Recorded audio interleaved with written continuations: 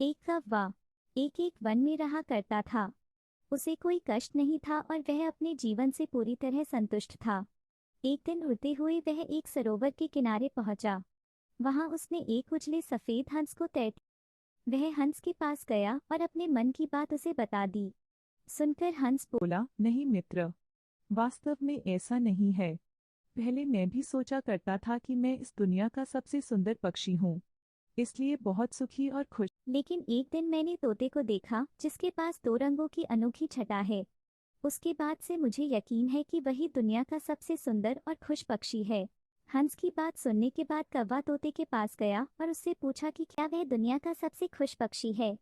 तोते ने उत्तर दिया, मैं बहुत ही खुशगवार जीवन व्यतीत कर रहा था जब तक मैंने मोर को नहीं देखा था, किंतु अब मुझे लगता है कि मोर से सुंदर तो कोई हो ही नहीं। इसके बाद कौवा मोर की खोज में निकला। उड़ते उड़ते वह एक चिड़ियाघर पहुंचा। वहां उसने देखा कि मोर एक पिंजरे में बंद है और उसे देखने के लिए बहुत सारे लोग जमा हैं। सभी मोर की बहुत सराहना कर रहे थे।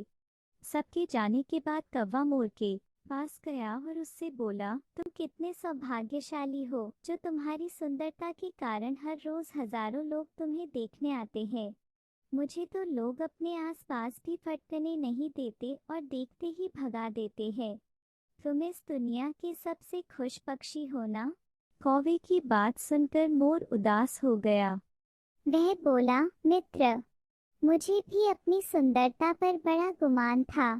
मैं सोचा करता था कि मैं इस दुनिया का क्या बल्कि इस पूरे ब्रह्मांड का सबसे सुंदर पक्षी हूँ, इसलिए खुश भी बहुत था।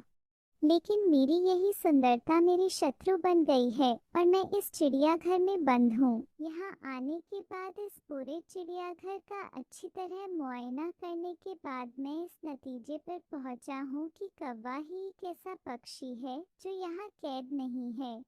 इसलिए पिछले कुछ दिनों से मैं सोचने लगा हूँ कि काश मैं कौवा होता तो कम से कम आज़ादी से बाहर घूम सकता और तब मैं इस दुनिया का सबसे सुखी और खुश पक्षी होता।